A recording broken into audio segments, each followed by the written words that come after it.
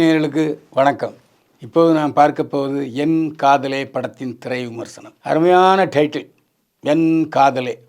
Lingesh, Divya Thomas காதல் ஜோடிகளாக நடித்திருக்கிறார்கள்.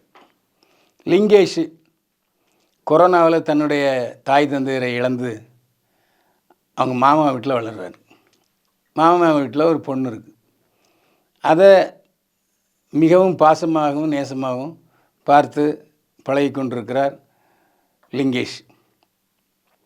ஆனால் அந்த கிராமத்துக்கு மீனவர் கிராமத்துக்கு தமிழ் பண்பாட்டை பற்றி தெரிந்து கொள்வதற்காக அறிந்து கொள்வதற்காக வெள்ளைக்கார நாட்டிலிருந்து வர்ற வெள்ளைக்கார பெண்மணி. அந்த வெள்ளைக்கார பெண்மணி திடீர்னு லிங்கேஷ் மேலே காதல் கொள்கிறார். அதாவது இருதலை காதல். எப்படின்னா, மாமன் பொண்ணு திவ்யா தாமஸ் வெளிநாட்டுக்காரியும் லிங்கேஷை காதலிக்கிறார். இந்த காதலுக்கிடையே என்ன முடிவு வரும் அப்படிங்கிறத நாம் ஒரு யோசிச்சிருப்போம். இல்லாட்டி எதிர்பாராத முடிவை எதிர்பார்த்துருப்போம். வெள்ளைக்கார பொண்ணு இருந்தாளா செத்தாளா தெரியல. இவன் காதலன் லிங்கேஷ் பிச்சைக்காரன் மாதிரி அலைகிறான். முறை பொண்ணு அவள் பாட்டுக்கு அழுதுகிட்டு நிற்கிது. திடீர்னு கதை முடிஞ்சிருது. முடிவில்லாமலேயே கதை முடிந்திருக்கிறது என் காதலே படம். ஏன் படத்தில் முடிவே இல்லையே ஏன் அப்படின்னு கேட்டதுக்கு டைரக்டர் பதில் சொல்லவில்லை. சரி, தமிழ் பண்பாட்டை பற்றி தெரிந்து கொள்வதற்கு புரிந்து கொள்வதற்கு வந்த வெள்ளைக்கார பெண்ணு ஏன் காதல் வேலையில் விழுது? படிக்க வந்த பெண்ணுக்கு காதல் தேவையா?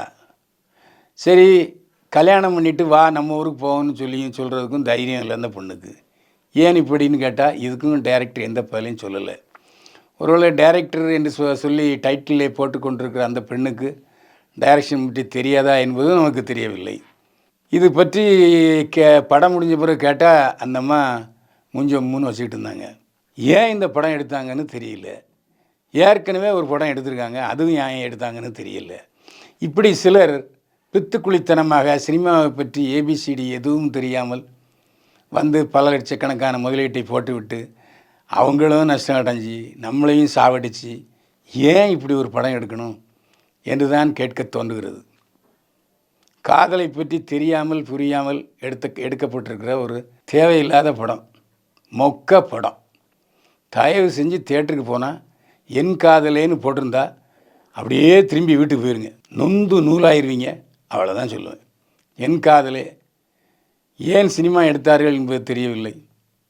பைல்வான் பார்வையில் 100க்கு 10 மதிப்பெண்கள். மீண்டும் சந்திப்போம். வாழ்க வளமுடன்.